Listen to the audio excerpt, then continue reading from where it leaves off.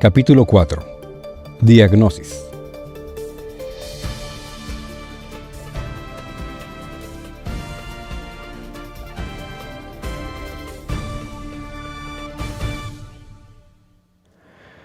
Una de las contribuciones más importantes de Dianética es la resolución del problema de la diagnosis en el campo de la aberración. Hasta ahora, ha habido clasificaciones casi ilimitadas. Además, no ha habido un estándar óptimo. A medida que uno investiga en el campo de los textos psiquiátricos, encuentra un gran desacuerdo en la clasificación y una queja continua de que la clasificación es muy compleja y carente de utilidad. Sin una meta óptima de conducta o estado mental y sin conocimiento de la causa de la aberración, solo fueron posibles los catálogos de descripciones, y estos eran tan complicados y contradictorios que resultaba casi imposible asignar con precisión a un psicótico o a un neurótico cualquier clasificación que condujera a la comprensión de su caso. La mayor incapacidad de este sistema de clasificación era que la clasificación no conducía a la curación porque no había un tratamiento estándar ni un estado óptimo que indicara cuándo se acababa el tratamiento. Y como no había curación para la aberración ni para las enfermedades psicosomáticas, no podía haber clasificación que indicara la dirección que se debía seguir o lo que podría esperarse invariablemente de un caso. Esto, por supuesto, no es una crítica de los esfuerzos pasados, sino que es una fuente de alivio saber que la clasificación de la aberración, según un enfoque tan complejo como el que se ha usado, es innecesaria, y que la catalogación de los males psicosomáticos, aunque necesaria para el médico, carece de importancia para el auditor. En la evolución de la ciencia de Dianética, hubo varias fases de clasificación hasta que finalmente se hizo patente que la única etiqueta para una condición patológica debería ser lo que el auditor tenía que superar para lograr la curación. Este sistema, tal y como ha evolucionado con la práctica, hace posible que el auditor diagnostique sin mayor conocimiento que el contenido en este capítulo y su propia experiencia futura. El número de aberraciones posibles es el número de combinaciones posibles de palabras en un idioma, según estén contenidas en los engramas. En otras palabras, si un psicótico piensa que es Dios, tiene un engrama que les dice que es Dios. Si está preocupado por tener veneno en su guiso de carne, tiene un engrama que le dice que puede tener veneno en su guiso de carne. Si está seguro de que le pueden despedir de su trabajo en cualquier momento, aun cuando sea competente y se le tenga en buena estima, tiene un engrama que le dice que están a punto de despedirle. Si piensa que es feo, tiene un engrama acerca de ser feo. Si le tiene miedo a las serpientes o a los gatos, tiene engramas que le dicen que le tenga miedo a las serpientes y a los gatos. Si está seguro de que tiene que comprar todo lo que ve, a pesar de sus ingresos, tiene un engrama que le dice que compre todo lo que vea. Y en vista del hecho de que cualquiera que no se haya llevado hasta Liberado o Clear tiene más de 200 o 300 engramas, y que estos engramas contienen un surtido del lenguaje realmente extraordinario, y puesto que puede elegir una de las 5 maneras de manejar cualquiera de estos engramas, el problema de la aberración carece de importancia para el auditor, excepto cuando hace más lenta la terapia. La mayoría de la gente aberrada habla en gran medida a partir de sus engramas. Cualquiera que sea la palabrería crónica del individuo, su pauta de ira, su pauta de apatía, su actitud general hacia la vida, esta palabrería está contenida en engramas siempre que se aleje, incluso en el grado más mínimo, de la completa racionalidad. El hombre que no puede estar seguro, que no sabe y que es escéptico acerca de todo, está hablando a partir de engramas. El hombre que está seguro de que no puede ser cierto, de que no es posible, de que se debe avisar a la autoridad, está hablando a partir de engramas. La mujer que está convencida de que necesita divorciarse o de que su marido la va a asesinar cualquier noche, está hablando a partir de sus engramas o de los de él. Al hombre que entra y dice que tiene un fuerte dolor de estómago que es como si me estuvieran atravesando con un alambre de cobre del 12, es posible que de hecho fuera atravesado con un alambre de cobre del 12, en un intento de aborto. O puede que se hablara de algo así mientras sufría algún dolor. El individuo que dice que eso se tiene que extirpar de raíz, está hablando directamente a partir de un engrama, ya sea por alguna operación que recibió él mismo o que le hicieron a su madre, o por un intento de aborto. El hombre que tiene que deshacerse de eso, posiblemente esté hablando otra vez a partir de un engrama de intento de aborto. El individuo que no puede deshacerse de eso puede estar hablando desde la misma fuente, pero desde otra valencia. La gente, en resumen, especialmente cuando está hablando de dianética y engramas, sale con charla engrámica en torrentes continuos.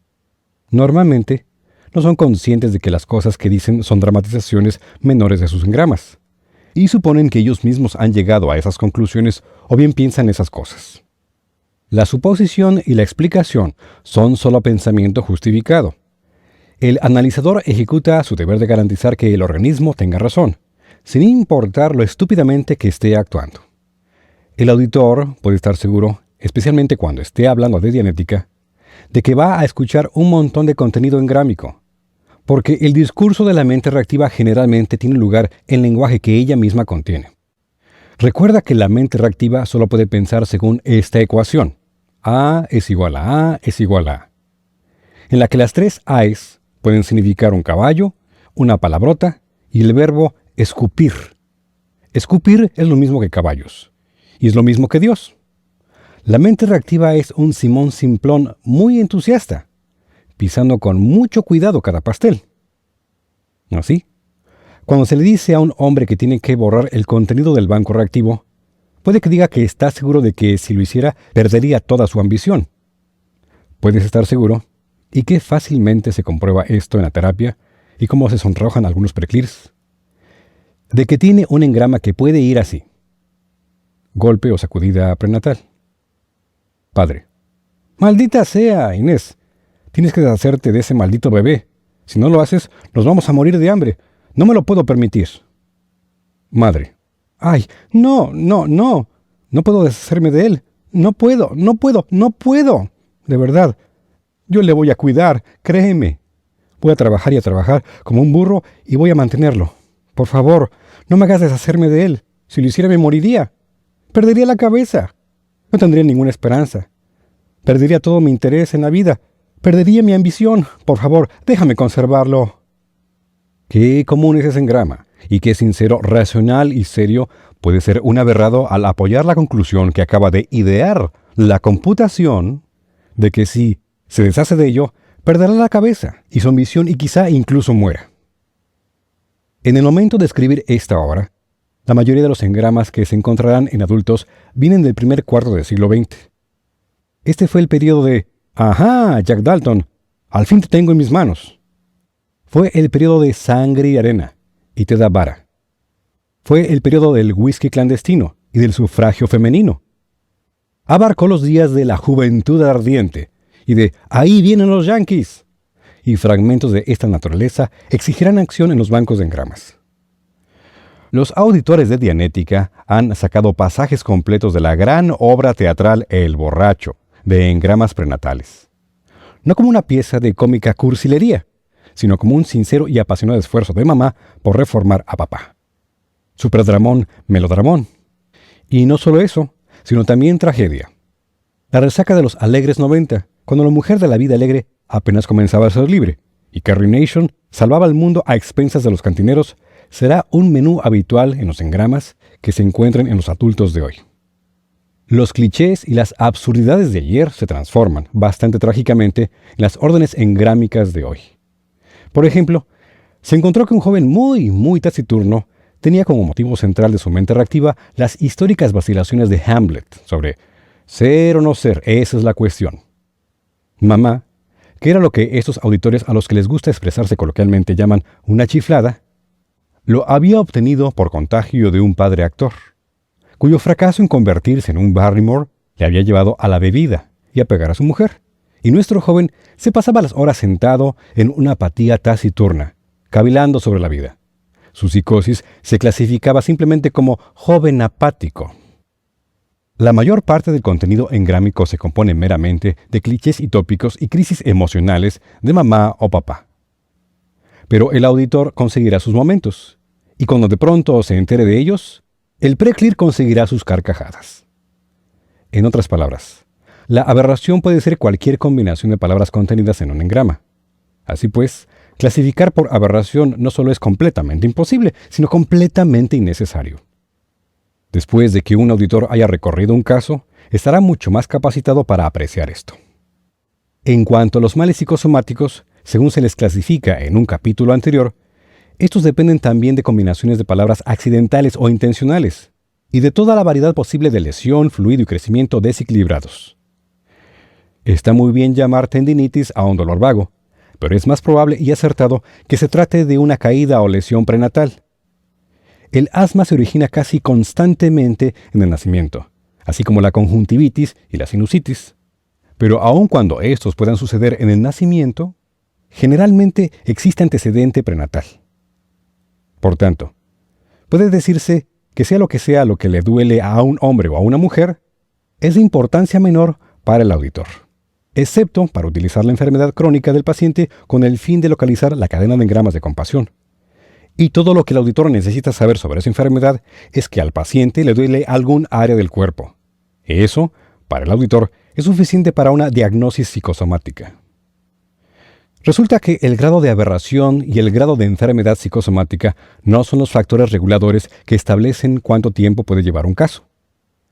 Un paciente puede ser un lunático estridente y, sin embargo, requerir solo 100 horas para llegar a clear. Otro puede ser una persona bien equilibrada y moderadamente próspera y, sin embargo, necesitar 500 horas para llegar a clear. Por lo tanto, en vista de que el grado de aberración y el de enfermedad solo tienen una influencia menor sobre lo que le interesa al auditor, la terapia, la clasificación según estas es tiempo perdido en muy buena medida. Hay cosas como un hombre demasiado enfermo del corazón para que se le pueda tratar muy enérgicamente, y cosas como un paciente que se preocupa tan continuamente como manifestación de su vida normal que el auditor encuentra difícil su trabajo. Pero estas son rarezas, y una vez más tienen poca importancia en la clasificación de un caso. La regla en la diagnosis es que cualquier cosa que el individuo ofrezca al auditor como una reacción perjudicial para la terapia es engrámica, y así se demostrará en el proceso.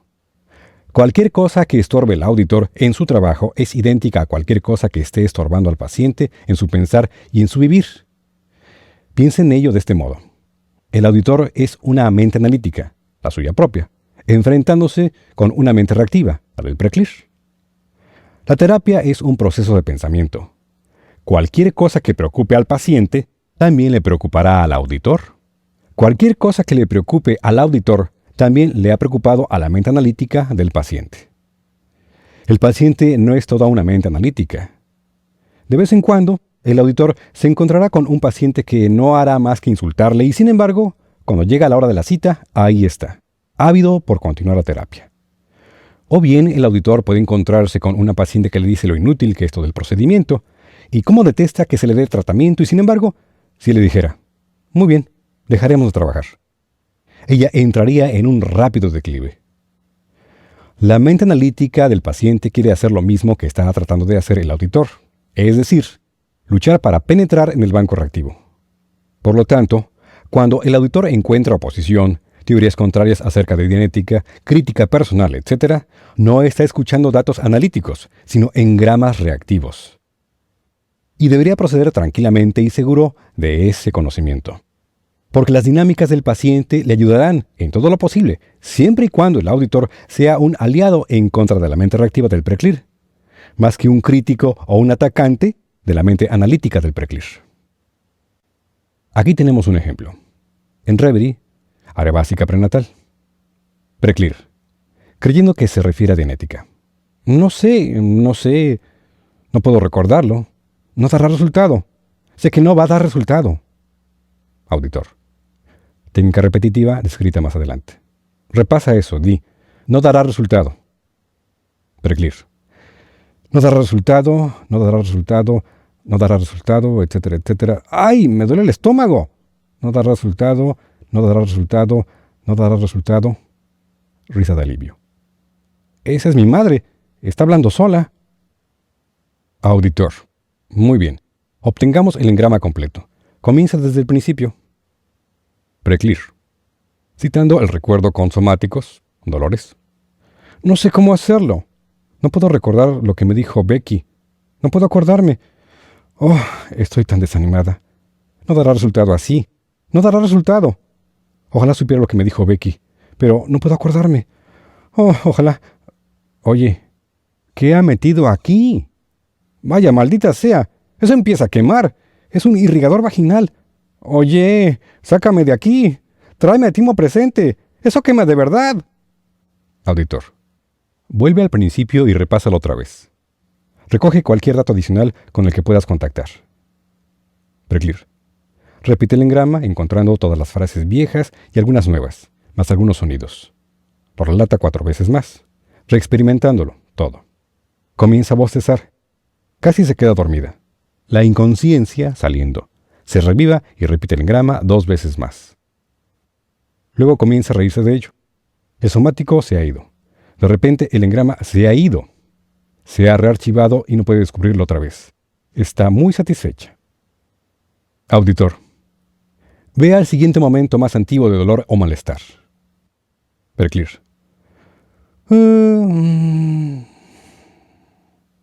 No puedo entrar ahí. Oye, no puedo entrar ahí. Lo digo en serio. Me pregunto dónde... Auditor. Repite eso. No puedo entrar ahí. Preclear. No puedo entrar ahí. No puedo... Siento raras las piernas. Hay un dolor agudo. Oye, ¿qué demonios está haciendo ella? ¡Maldita sea! Hombre, me gustaría poner las manos encima solo una vez. ¡Solo una vez! Auditor. Empieza por el principio y relátalo. Preclear. Relata varias veces el engrama, elimina la inconsciencia bostezando, suelta una risita cuando ya no puede encontrar el engrama. Se siente mejor. Bueno, me imagino que ya tenía sus problemas. Auditor. Absteniéndose con mucho cuidado de estar de acuerdo con que mamá tenía sus problemas, ya que esto le convertiría en un aliado de mamá. Ve al siguiente momento de dolor o malestar. Preclear. Incómoda. No puedo. No me estoy moviendo en la línea temporal. Estoy clavada. Oh, muy bien. Estoy clavada. No. Está clavada. ¿Está clavada esta vez? No. La he clavado esta vez. Vaya maldita sea. Ese es mi problema de coronaria. Eso es. Ese es el dolor agudo que me da. Auditor. Empieza en el principio del engrama y relátalo, etc. Cada vez, como puede verse en este ejemplo, que el paciente, en Reverie, se encontraba analíticamente muy cerca del engrama. La orden engrámica incidía en el paciente mismo y él se le entregaba al auditor como opinión analítica. Un preclear en Reverie está muy cerca del material que origina sus aberraciones. Un aberrado totalmente despierto puede estar dando opiniones altamente complejas y luchará hasta la muerte por defenderlas como propias, pero en realidad son solo sus aberraciones incidiendo contra su mente analítica. Habrá pacientes que continuarán declarando que saben que el auditor es peligroso, que jamás debió haber iniciado la terapia con ellos, etc. Y pese a esto, continuarán trabajando bien y con eficiencia. Esa es una de las razones por las que el código del auditor es tan importante. El paciente está tan deseoso de liberarse de sus engramas como pudiera desearse, pero los engramas le dan la apariencia de distar mucho de estar ansioso de ser liberado. También se verá en el ejemplo anterior que el auditor tampoco está haciendo ninguna sugestión positiva. Si la frase no es engrámica, el paciente se lo dirá muy rápidamente con gran certeza, y aunque aún pueda hacerlo, el auditor no tiene gran influencia sobre el preclear en Reverie, más allá de ayudarle a atacar engramas. Si el preclear contradijera algo de lo anterior, esto significaría que el engrama que contiene las palabras sugeridas no está listo para ser liberado, y deberá emplearse otra combinación de palabras. La diagnosis, entonces, es algo que no necesita muchos cuidados en el plano psicosomático y de la aberración. En el ejemplo antes citado, el auditor pudo haber supuesto, y guardado para sí, que estaban surgiendo una serie de intentos de aborto antes de que él entrara en el área. Podría haber supuesto que la indecisión del paciente provenía de su madre. El auditor, sin embargo, no comunica sus conjeturas. Esto sería sugestión, y el paciente podría aferrarse a ella. Es el preclear quien lo debe descubrir. Por ejemplo, el auditor no podría haber sabido dónde se encontraba el dolor coronario del preclear en la línea temporal, ni conocido la naturaleza de la lesión. Buscar por todas partes tras algún dolor específico sería una pérdida de tiempo. Todas esas cosas se darán en el curso de la terapia. El único interés en ellas es si las aberraciones y enfermedades desaparecen o no, para no volver. Al final de la terapia habrán desaparecido. Al principio son solo complicación. La diagnosis de la aberración y de la enfermedad psicosomática, entonces, no es parte esencial de la diagnosis de Dianética. En lo que estamos interesados es en el funcionamiento mecánico de la mente. Esa es la esfera de la diagnosis. ¿Cuál es la mecánica de funcionamiento de la mente analítica? 1. Percepción, vista, audición, táctil y dolor, etc. 2. Recuerdo, visión, color, tono sónico, táctil, etc. Visión en Dianética significa recuerdo visual. Sónico significa recuerdo de sonido. Somático significa recuerdo de dolor. Un paciente que puede ver, oír y sentir dolor los almacena. El yo, al recordar, los evoca como visión, sónico y somático. 3. Imaginación, visión color, tono sónica, táctil, etc. Estos son los procesos mecánicos. La diagnosis trata principalmente con estos factores, y con ellos puede establecerse el tiempo que debería llevar un caso, lo difícil que será el caso, etc. Y solo necesitamos unos cuantos de ellos. Esto se simplifica aún más en un código. 1. Percepción, excesiva o deficiente respecto al óptimo. A, vista, B, sonido. 2. Recuerdo, deficiente, A, sónico, B, visión. 3. Imaginación excesiva, A, sónica, B, visión. En otras palabras, cuando examinamos a un paciente, antes de hacer de él un preclir, iniciando la terapia con él, nos interesan solo 3 cosas: demasiada o muy poca percepción, muy poco recuerdo, demasiada imaginación.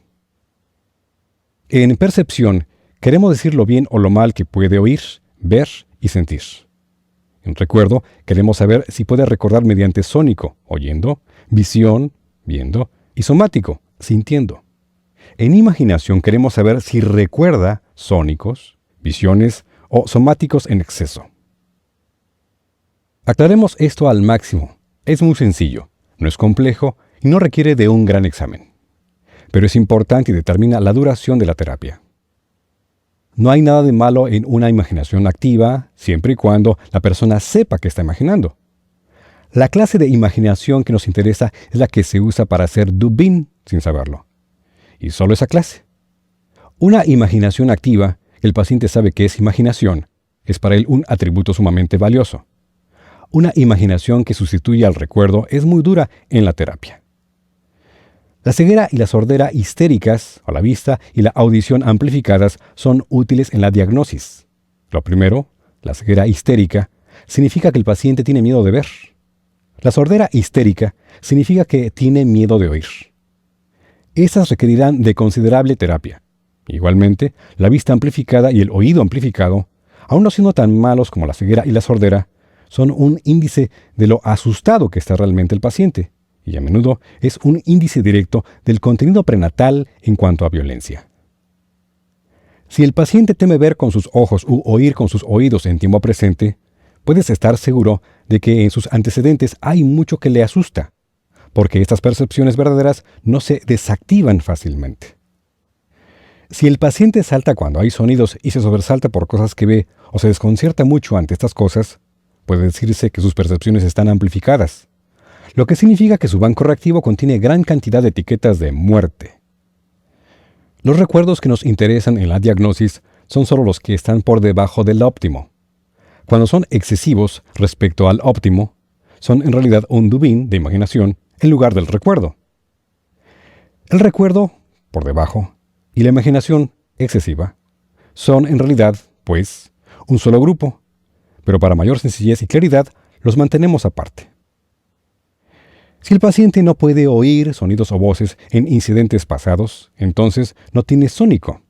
Si no ve escenas de experiencias pasadas como imágenes en movimiento con color, no tiene visión. Si el paciente oye voces que no han existido o ve escenas que no han existido, y pese a esto supone que esas voces realmente hablaron y que esas escenas eran reales, tenemos imaginación excesiva. En Dianética, el recuerdo del sonido imaginario sería hipersónico y el recuerdo visual imaginario, hipervisión. Hiper, por encima, excesivo. Tomemos ejemplos específicos de cada una de esas 3 clases y demostremos cómo resultan fundamentales en la terapia y cómo su presencia o ausencia pueden hacer difícil un caso. Un paciente con un caso ligero de sordera histérica es alguien que tiene dificultad para oír. La sordera puede ser orgánica, pero si es orgánica, no variará de una ocasión a otra. Hay algo que este paciente teme oír. Escucha la radio con mucho volumen, hace que las personas repitan continuamente lo que dicen, y se le escapan trozos de la conversación. No vayas a un manicomio para encontrar este grado de sordera histérica. Hay hombres y mujeres que son histéricamente sordos sin que tengan conocimiento consciente de ello. Su audición sencillamente no es muy buena. En Dianética, esto se llama hipoaudición. Hipo igual a por debajo. El paciente que siempre pierde algo cuando está justo enfrente de él, que no ve letreros, anuncios de teatro y gente que están a plena vista, es histéricamente ciego hasta cierto grado. Tiene miedo de ver algo. Dado que la palabra histérico es muy inadecuada y demasiado dramática, en Dianética se llama esto hipovista. Luego está el caso del exceso de percepción. Esto no es necesariamente imaginación, pero puede llegar al grado de que las personas vean y oigan cosas que en realidad no están ahí en absoluto, lo que resulta ser una demencia común. Estamos interesados en un grado menos acusado en el funcionamiento estándar. Por ejemplo, una joven que ve algo o solo cree verlo, pero que sabe que no es así y está muy agitada por esto, que salta de miedo cuando alguien entra silenciosamente en un cuarto y que puede sobresaltarse bastante habitualmente, sufre de vista amplificada. Ella tiene miedo de encontrar algo, pero en vez de estar ciega a ello, es demasiado sensible a ello. Esto es hipervista. Una persona que se alarma mucho con los ruidos, con los sonidos en general, con ciertas voces, a la que le da dolor de cabeza, o que se enfada cuando la gente que la rodea es ruidosa, o cuando una puerta se cierra de golpe, o cuando los cacharros hacen ruido, es víctima de audición amplificada. Oye los sonidos mucho más fuerte de lo que son en realidad. Esto es hiperaudición. La calidad real de la visión y la audición no tiene por qué ser buena. Los órganos reales de la vista y del oído pueden estar en un estado deficiente. El único hecho de importancia es el nerviosismo respecto a la recepción. Esto zanja el asunto de las dos percepciones en las que estamos interesados en Dianética. A medida que el auditor hable con personas a su alrededor y obtenga sus reacciones a lo que ven y oyen, encontrará una amplia variedad en la calidad de las respuestas. El recuerdo es lo más directamente importante para la terapia, porque no es un síntoma sino una herramienta de trabajo en sí. Hay muchas maneras de usar el recuerdo. El CLIR tiene recuerdo vívido y exacto para cada uno de los sentidos. Pocos aberrados lo tienen. El auditor no está interesado en otros sentidos que no sean la vista y el oído, porque a los otros se les prestará atención en el curso normal de la terapia. Pero si tiene un paciente que no tiene sónico, ¡alerta! Y si tiene un paciente que no tiene ni sónico ni visión, ¡cuidado! Esta es la personalidad multivalente, el esquizofrénico, el paranoico de la psiquiatría, con síntomas que no son lo suficientemente agudos como para que se les clasifique así en la vida normal. Esto no significa categóricamente, que las personas sin recuerdo visual y de sonido estén dementes, pero sí significa un caso por encima de la media y representa además un caso que llevará algún tiempo. No quiere decir que el caso sea incurable, pues no hay nada más lejos de la verdad. Pero tales casos a veces llevan 500 horas. Significa simplemente que un caso así no es ningún paseíto por el parque. Hay un drama ahí detrás, en esa mente reactiva. Un drama que dice, no veas, no oigas. Algunos de los engramas en este caso exigen un recuerdo reducido o ninguno. Los órganos de la vista y del oído pueden tener una receptividad altamente amplificada.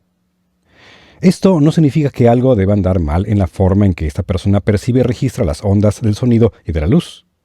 Pero sí significa que después de haberlas registrado no puede recuperarlas fácilmente del banco estándar, porque el banco reactivo de engramas ha montado circuitos demonio de oclusión, para impedirle que averigüe cosas de su pasado. Hay, por supuesto, grados mayores o menores de recuerdo. La prueba es simple. Dile al paciente, completamente despierto, que regrese al momento en que entró en la sala. Pregúntale qué se estaba diciendo. Si puede oírlo, estando completamente despierto, tiene recuerdo sónico. El auditor sabe muy bien lo que se dijo, porque si tiene intención de usar esta prueba, pronuncia un cierto conjunto de palabras y observa los sonidos reales que están presentes. Por lo tanto, si el paciente pertenece a la siguiente categoría, la del Dubin, el auditor se percatará de ello. La prueba del recuerdo visual es igualmente sencilla. Muéstrale al paciente un libro con una ilustración. Después de un intervalo de tiempo, pídele que regrese mientras está bien despierto y mire ese libro en su mente y averigua si puede verlo. Si no puede, esto es hipovisión. Otras pruebas similares a esta establecerán claramente si nuestro paciente está o no ciego y sordo en cuanto al recuerdo, o bien si entra en el siguiente grupo. La imaginación excesiva que con entusiasmo hace Dubin de vista y sonido para el paciente, sin el conocimiento de éste, es algo que definitivamente obstaculiza una rápida terapia. Hay demasiados circuitos demonio que enredan el pensamiento, pero estos demonios de Dubin, en particular, significan que el operador va a tener una tremenda carga de lo que los auditores llaman coloquialmente basura. La basura se llamó técnicamente delusión en la obra filosófica de Dianética, pero el término es demasiado duro y crítico, pues ¿quién no tiene alguna concepción errónea de algún incidente pasado? Continuando con algo de la terminología indudablemente degradante que, pese a todo lo que uno haga constantemente, sigue surgiendo en este campo, hay algo en acción en el cerebro que es una fábrica de mentiras. Una fábrica de mentiras es técnicamente una frase contenida en un engrama que exige tergiversación, decir mentiras. Originalmente se le llamaba mentiroso. El paciente al que se le pidió que relatara la conversación cuando entró por la puerta, escuchándola otra vez, puede lanzarse confiadamente a pronunciar toda clase de discursos que son una variación completa de las palabras o completamente ficticios. Si se le pregunta sobre la ilustración y la página que se le ha mostrado, verá vívidamente mucho más de lo que había, o bien algo completamente diferente. Si se muestra dubitativo al respecto, eso es una señal saludable. Si está seguro, ¡cuidado! Porque este es un circuito demonio que está haciendo Dubin sin su conocimiento analítico. Y el auditor tendrá que escuchar más incidentes de los que podría comenzar a catalogar, que jamás sucedieron. Y tendrá que buscar y encontrar su camino continuamente entre esta basura, para llevar a su Preclir a un punto en que la información sea fidedigna. Y no es cuestión de clasificar la basura por su improbabilidad. La verdad siempre es más extraña que la ficción. Se trata de reducir engramas que no están presentes o eludir engramas que sí lo están, y así sucesivamente en un lío enmarañado. El Preclir óptimo sería el que tuviera una respuesta normal a los ruidos y las cosas que ve, que tuviera sónico y visión exactos, y que pudiera imaginar y saber que estaba imaginando en color visión y tono sónico. Entiéndase bien que esta persona puede tener aberraciones que le hagan trepar por todas las chimeneas de la ciudad, beber hasta la última gota en cada bar cada noche, o intentarlo de todas formas, pegar a su mujer, ahogar a sus hijos o creer que es un pájaro hub hub. En el terreno psicosomático puede tener artritis, trastornos de la vesícula biliar, dermatitis, jaquecas y pies planos. O puede tener otra aberración mucho más horrible, el orgullo de ser normal y estar ajustado. Pero aún es un caso relativamente fácil de llevar a clear. En el caso que tiene un cierre sónico y división sin Dubin, estamos manejando engramas que han desconectado algunos de los mecanismos de funcionamiento primarios de la mente. El auditor tendrá que sudar tinta durante horas y horas y horas tratando de contactar con engramas cuando el paciente no puede oírlos ni verlos. Un caso que meramente tenga una desconexión del recuerdo sónico sigue significando que el auditor va a tener mucho más trabajo que con un caso promedio. Este caso dista mucho de ser imposible de resolver. La idea aquí no es provocar temor a cualquier intento en un caso así, pero este caso se resolverá únicamente después de una gran cantidad de esfuerzo persistente. Esa persona puede tener aparentemente mucho éxito, puede ser enormemente inteligente, puede tener pocas enfermedades psicosomáticas o ninguna. Sin embargo, demostrará que tiene un banco de engramas repleto, del cual cualquier parte, en un momento dado, puede reestimularse y hundirlo. Sin embargo, normalmente este tipo de caso está bastante preocupado y angustiado por muchas cosas, y esa preocupación y angustia pueden poner un poco más de tiempo en la hoja de trabajo. En el caso de Dubin, que no lo sabe, en el cual hay circuitos devolviéndole recuerdos alterados, tenemos un caso que muy posiblemente demostrará ser muy largo y requerir un tratamiento ingenioso y hábil, pues hay una fábrica de mentiras en alguna parte de ese banco de engramas. Este caso puede ser la sinceridad personificada en su vida diaria, pero cuando empieza a abordar sus engramas, estos tienen contenido que le hace entregar información que no está ahí. Sencilla y claramente, pues, sin más limitaciones ni condiciones, esto es la diagnosis de Dianética. La aberración es el contenido engrámico. La enfermedad psicosomática es la lesión anterior. Las percepciones de vista y sonido, el recuerdo por debajo del óptimo, la imaginación por encima del óptimo, regulan la duración del caso. Si el auditor quiere ser sofisticado, puede hacer una lista de la posición general en la escala tonal del individuo, tanto mental como físicamente. La mujer que está embotada y apática se encuentra, por supuesto, en torno al tono 0.5, en la parte de la zona 0 de la escala dinámica que se encuentra antes en el libro. Si el hombre está enfadado o es hostil, el auditor puede marcarlo como un 1.5 o en alguna parte en el ámbito de la zona 1 en la escala de supervivencia. Estas marcas se aplicarían al tono medio probable del conjunto de engramas de la mente reactiva. Esto es interesante porque significa que una persona que está en la zona 0 es más propensa a estar enferma, y es un caso ligeramente más difícil que una persona que está en la zona 1. Y puesto que la terapia sube el tono hacia la zona 4, el 1.5 está más cerca de la meta.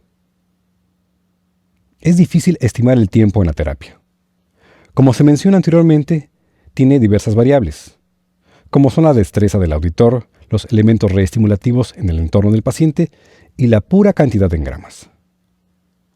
En su primer caso, se le aconseja al auditor buscar algún miembro de su familia o algún amigo que se acerque lo más posible al preclir óptimo, es decir, una persona con recuerdo de visión y de sónico y con percepciones promedio. Al llevar a Clear a este caso, aprenderá de primera mano mucho de lo que puede esperarse de los bancos de engramas de cualquier mente, y verá claramente cómo se comportan los engramas. Si el propio auditor pertenece a uno de los grupos más difíciles y tiene intención de trabajar con alguien que esté en uno de esos grupos, esto no presenta gran dificultad. Cualquiera de los dos casos se puede llevar a liberado en una centésima parte del tiempo de cualquier técnica anterior de curación mental, y se pueden llevar a Clear, con solo un poco de destreza que se ponga en práctica, en unas 500 horas de trabajo por caso. Pero si dos casos son especialmente difíciles, antes de trabajar el uno con el otro, sería recomendable que cada uno buscara y llevara a Clear a un preclear casi óptimo. De ese modo, cada uno será un operador competente cuando se aborden los casos más arduos. De ahí la diagnosis. Las otras percepciones, recuerdos e imaginaciones son interesantes, pero no vitales para medir el tiempo de un caso. El coeficiente de inteligencia no es un gran factor, a menos que baje hasta el nivel de retrasado mental. Y aún entonces, el coeficiente de inteligencia de cualquier paciente sube como un cohete con el clearing y crece durante todo el trabajo. Hay demencias orgánicas. Las psicosis iatrogénicas, las causadas por médicos, son cuestionables en Dianética, pues una parte de la maquinaria pudo haber quedado destrozada. Sin embargo, aún teniendo muchas psicosis orgánicas, un caso puede mejorarse mediante Dianética, incluso si no se puede alcanzar el óptimo. Y así todo lo que puede hacer el auditor es intentarlo. Las demencias causadas por falta de partes del sistema nervioso no han sido exhaustivamente investigadas por auditores en este momento. Revivir cadáveres no es la finalidad de Dianética. El énfasis principal se ha puesto en la consecución de una mente óptima en la persona normal o meramente neurótica. Dianética puede usarse de otras formas. Se está usando y se usará. Pero con tanta gente potencialmente valiosa a la que se le puede hacer sumamente valiosa para sí misma y para la sociedad, se ha puesto el énfasis en las aberraciones inorgánicas y en las enfermedades psicosomáticas orgánicas. Los casos que se han sometido a lobotomía prefrontal, que corta una sección de la mente analítica, a atopectomía, que extirpa zonas de cerebro de forma parecida a como un aparato especial saca el corazón de las manzanas, la leucotomía transorbital, en la que, mientras al paciente se le administran electrochoques, se le encaja un picayelos común y corriente en cada ojo y se mueve hacia arriba para desgarrar el analizador, y a la terapia de electrochoque, que cauteriza el cerebro con 110 voltios, así como los choques de insulina y otros tratamientos, son considerados muy cuestionables por Dianética. Hay demencias orgánicas comunes, como la paresia, pero aún así, la mayoría de estas pueden beneficiarse de Dianética.